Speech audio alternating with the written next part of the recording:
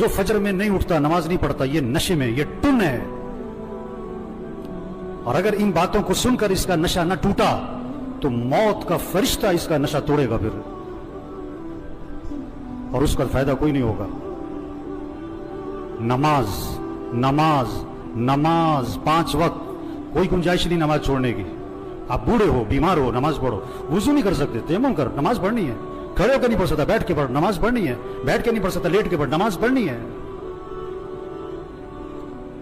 یہ کون ہے؟ یہ جنازوں میں بڑے اہتمام سے آتے ہیں اور بیان بھی سن چکے ہیں ہزاروں دفعہ، لیکن فجر نہیں پڑھتے، زور میں نہیں اٹھتے دکان سے.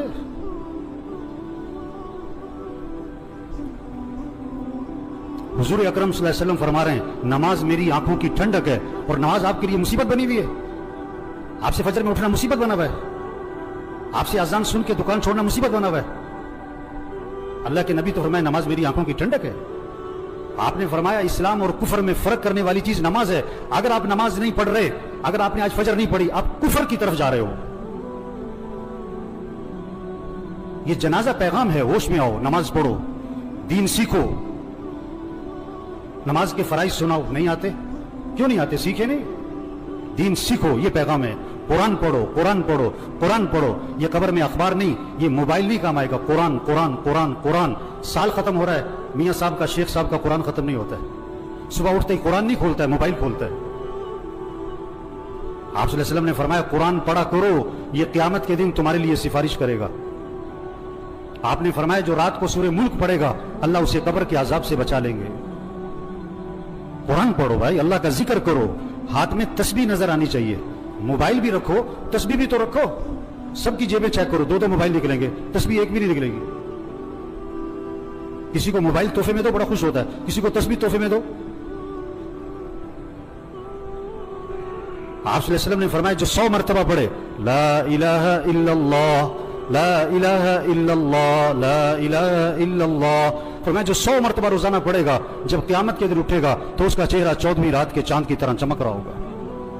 آپ صلی اللہ علیہ وسلم نے فرمایا جنت کی چابی لا الہ الا اللہ. آپ نے فرمایا جنت کی قیمت لا الہ الا اللہ. آپ نے فرمایا ایمان کو تازہ کرتے رہا کرو. حضور صلی اللہ علیہ وسلم فرما رہے ہیں ایمان کو تازہ کرتے رہا کرو. جیسے جسم کو تازہ کرتے ہو، کپڑے بدلتے ہو، گھر کی صفائی کرتے ہو، اپنے ایمان کو بھی تازہ کرو. صحابہ نے عرض کیا حضور ایمان کو کیسے تازہ کریں؟ آپ نے فرمایا لا الہ الا اللہ. اس کو 10 دفعہ 50 دفعہ 100 دفعہ نہیں، فرمایا کثرت سے پڑھا کرو. لا الہ الا اللہ لا الہ الا اللہ لا الہ الا اللہ. جتنا کثرت سے پڑھو گے تمہارا ایمان تازہ ہوتا رہے گا. تسبیح کریں میرے بھائیوں، ذکر سے دل نرم پڑتا ہے. پھر دین کا شوق، پھر مسجد کا شوق، پھر نماز کا شوق، پھر گناہوں سے نفرت آتی ہے. اگر آپ کا نماز پڑھنے کو جی نہیں چاہتا ہے نا، آپ کا دل سخت ہو گیا ہے. آپ کا مسجد آنے کو جی نہیں چاہتا ہے نا، آپ کا دل تباہ ہو گیا، برباد ہو گیا ہے. دل کی صفائی کرو قرآن سے. دل کی